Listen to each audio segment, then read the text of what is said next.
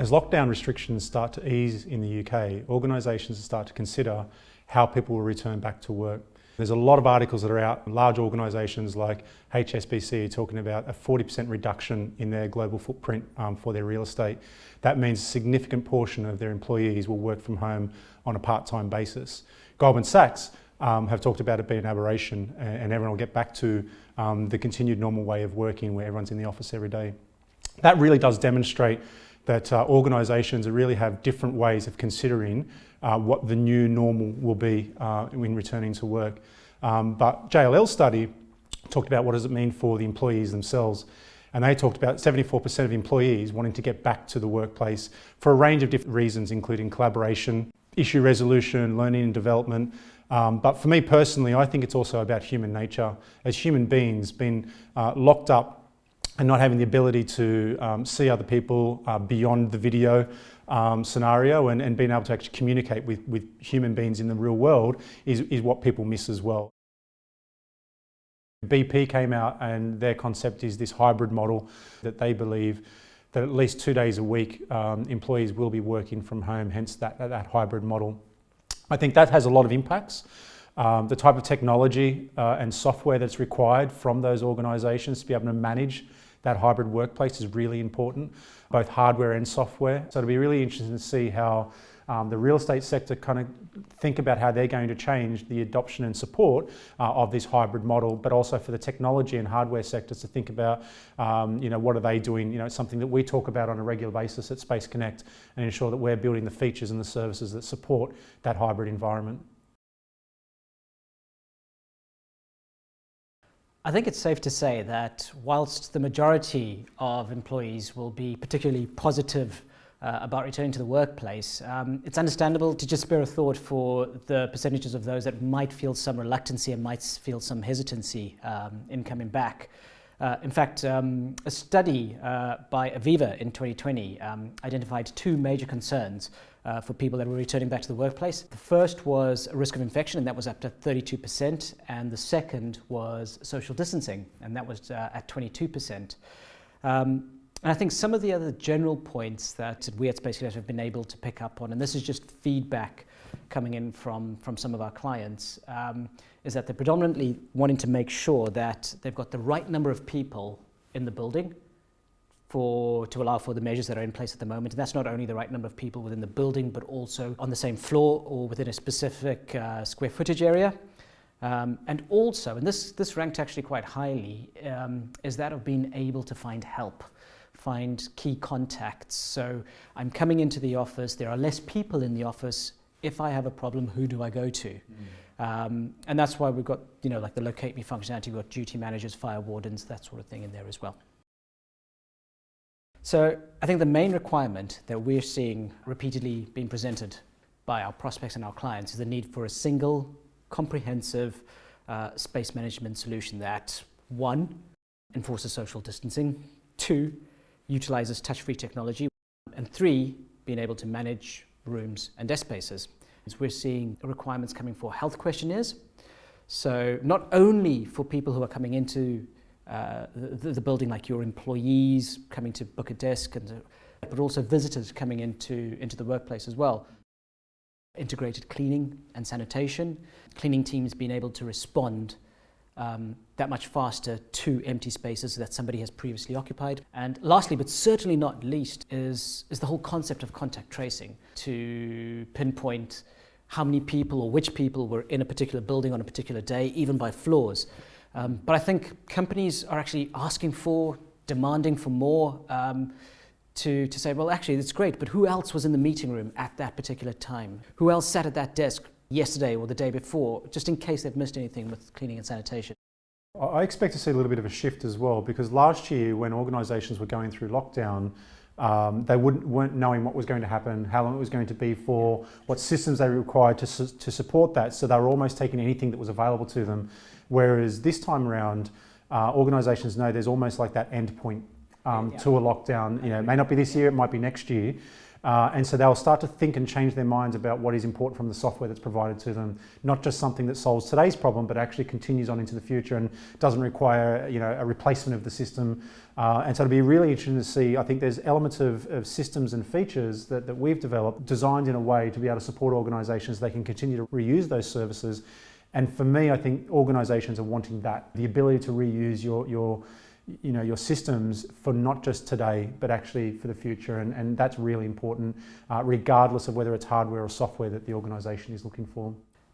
Throughout the pandemic, Space Connect was fortunate in that we remained busy, focusing on one, supporting our existing clients, and two, building new functionalities as a result of social distancing and lockdown laws. Space Connect is well placed to support clients as they return to the workplace now in a managed COVID-safe way, but also post-COVID as they look at new hybrids and new blends of flexible working. And if there was ever a time to reach out and speak to clients about their plans to return to the workplace, it's now.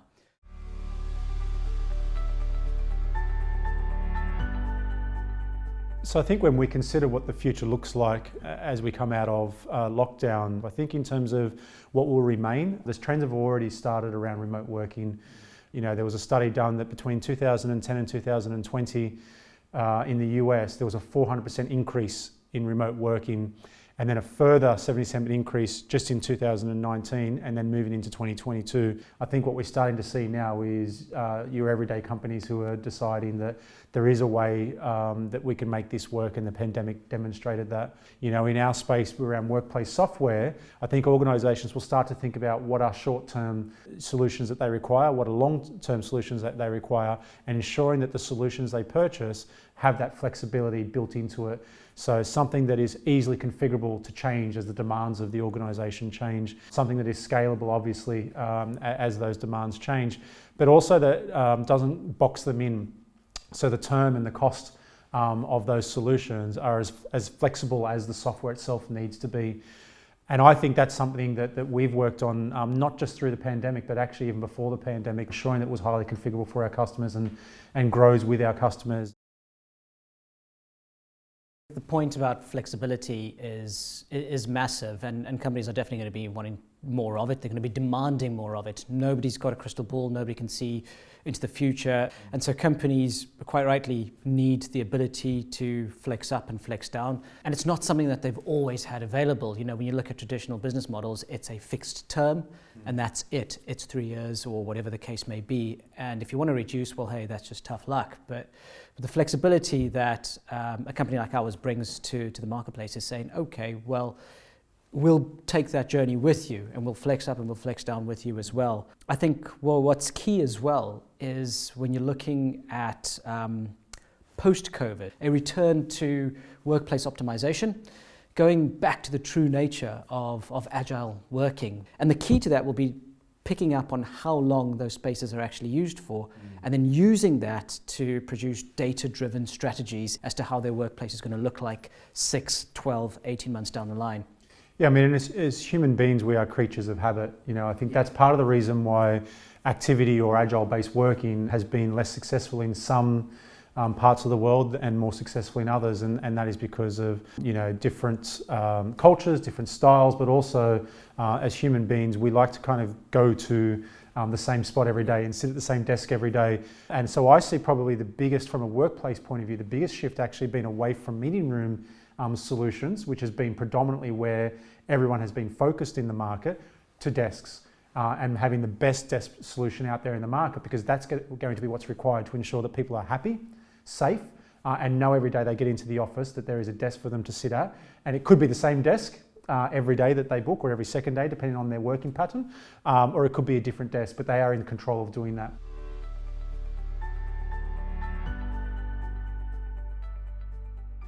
So Matt, our relationship with Softcat started about mid-2020, really in the middle of the pandemic, and really the journey has continued. And as we come out of this lockdown, it'll be great to continue to work with the team at Softcat to ensure that we can support them in meeting their client needs in getting back to the workplace. And in saying that, have you got a good example of what a typical implementation of Space Connect working with Softcat might look like? Yeah, absolutely. Just on the relationship, Matt, you're bang on. And I think what worked really well there is that Softcat and Space Connect enjoy a very close, a very transparent, a very open relationship there as well. It's based on, can you do this for a client? Yes, we can, and this is how we're going to do it. Or if we can't do it, we just be upfront and open about that as well.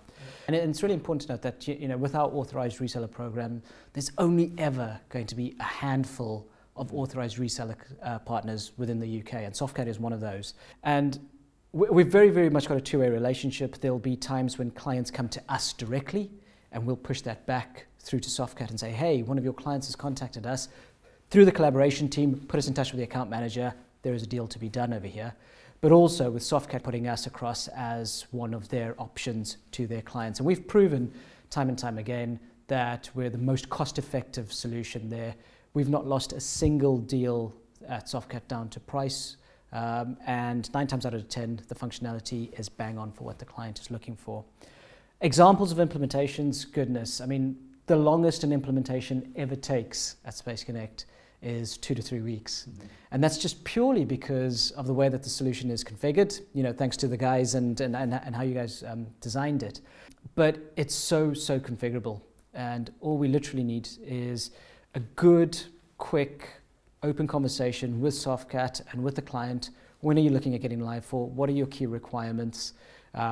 From the time that we receive a purchase order and the client's PDFs or DWG, we're looking at about 2 to 2.5 weeks before they go live. And that really is the longest time, it's the mapping, but otherwise the client could be up and running, kind of in days. Overnight. Exactly. I mean, we've had examples where somebody comes across and says, look, hey, I've got 80 desks that I need. It's Friday afternoon and I need them live by Monday. And we can do that, but yes, you can be in list view, just not in map view. It takes a little bit longer for us to do that. For example, we've just recently done and released the City Fibre case study, which has been really, really well received. And through Jess Futureman and Paul Smirkanich over at City Fibre, really, really well done. And I think the key there was Jess opened up, just identified us as a solution to her client. We were able to demonstrate effectively and match our solutions to what the client was after, which worked fantastically well. And I think what really won that particular piece of business was just how easily configurable the solution actually is. So the situation now with City Fibre is that they're expanding at an incredible rate. They're opening up buildings across the UK, left, right, and centre. But whenever they open up a building, they don't have to come to us to say, hey, we need an extra 20 desks, we need an extra 100 desks. They're able to go in, they're able to open up a new location themselves, they're able to add those desks themselves, and then all they do is they send us the map so that we can get them digitized and get them keyed up to those to those desks that they've created. But they're able to start making bookings straight away. The Authorized Reseller Partner Program is Space Connect's primary route to market. In fact, we just do not sell direct to clients. So the Authorized Reseller Program is a way of speaking to end user clients in their time zones through our fully trained and set up authorized resellers. These need to be companies that are particularly strategic and well represented within their respective countries, within their respective markets. The key thing to making it work is that there's this element of trust that we'll never sell direct to a client. Yeah, I think they're two really important aspects of the partner program for me that are absolutely critical to its success. A lot of software providers out there want partners, but they also want to go direct. Yeah. And so often there's a conflict naturally around that. And what that means is that the partner never really knows whether ultimately the software provider will work with the partner or will actually look to work directly with the client. And that uncertainty doesn't work in partnerships. So the fact that we only work with partners, I think, makes it much easier and gives the partner a lot more confidence around the fact that they can bring clients to Space Connect and know that we will work with them to execute on those opportunities. But equally, the deals that we get in that come direct to us, we don't execute on. We look to find a partner, as you say, and I think that relationship is absolutely critical to that success. We operate a channel-only model for Space Connect, and we sell via a network of partners defined in the following 4 levels. Firstly, strategic partner, where we offer a white label version of our Space Connect software. At this level, we expect our partner to have a significant customer base. Then we have a distributor or major system integrator. These partners will either have a network of resellers and have a large customer base. Next, we have resellers, typically AV integrators, selling solutions such as Questionnaire directly to their customer bases. Finally, we have referral partners who receive a commission. Strategic partners will generally be on a revenue share model. Our pricing model is based on a SaaS fee per asset, so per desk or per meeting room per month.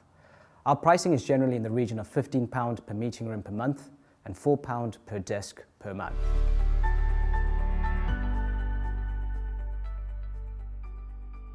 Got some great new features coming up. We've done a lot over the last year, really focused on COVID-19, COVID-safe workplace, contact tracing, a lot of the flexibility around our desk solution.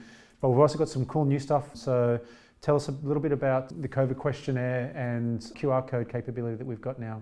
So I think those two bits of functionality are probably going to be real game changers for our clients. Look, you can get QR codes a dime a dozen out there, but it's how they're actually integrated within our system to then deliver to our clients actual real information that they can then use when they're looking at their workplace utilization. So if we start with looking at desk booking, having the QR codes on the desks delivers a massive amount of advantages to the company. The first is that you're then associating that person at the desk at the time of check-in. But you're getting actual utilization at that point in time. And it's also, because it's associated with a specific asset, you're actually knowing that it's that particular person that's actually checking in to that desk because they're doing it off of their mobile phone.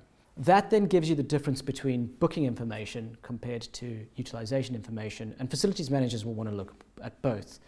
From the booking information, do we have enough stock if everybody comes in? But the utilization is, okay, so what are we actually dealing with from the uptake and the utilization of the desks? Do we know for a fact that we can accommodate for a range, but at least we've always got our minimums covered? Yeah, and I think for me, the QR code piece, whilst it exists in other competitor products, it's not done the same way that Space Connect is doing it. And for us as well, it just provides more flexibility again for the client.